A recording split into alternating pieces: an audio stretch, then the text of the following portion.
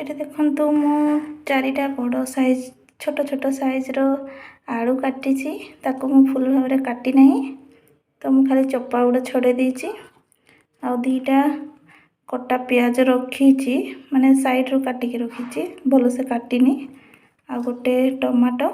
जह्नी चारटा जह्नी रो से ऊपर चोपा गुड़ा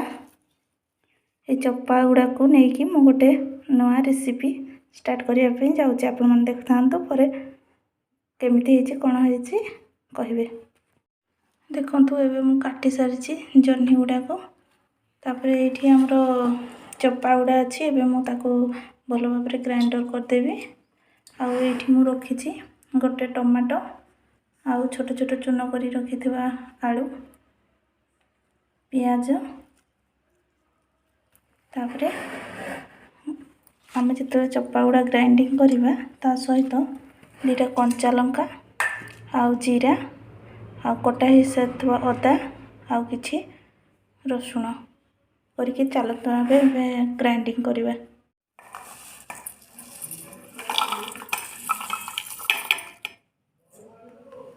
देखिपारे मु सबुतक देलापर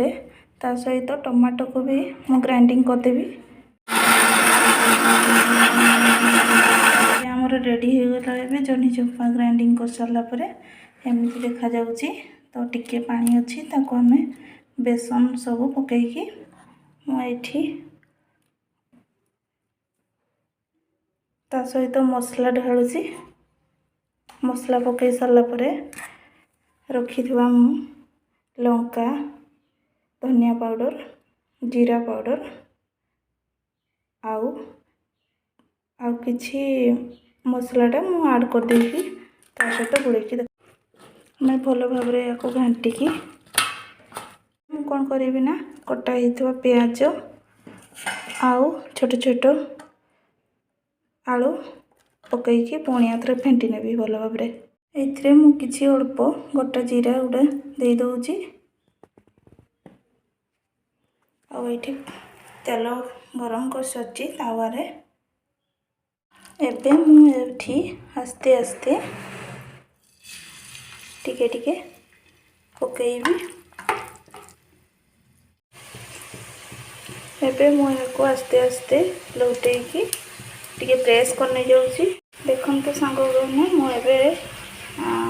उल्टेकी पुणी प्रेस करने मैंने एबे हो गला एबे मु ओल्हे नेबी एबे देखो तो सांग मैंने हो गला मोर जह्नी चोपार रेसिपी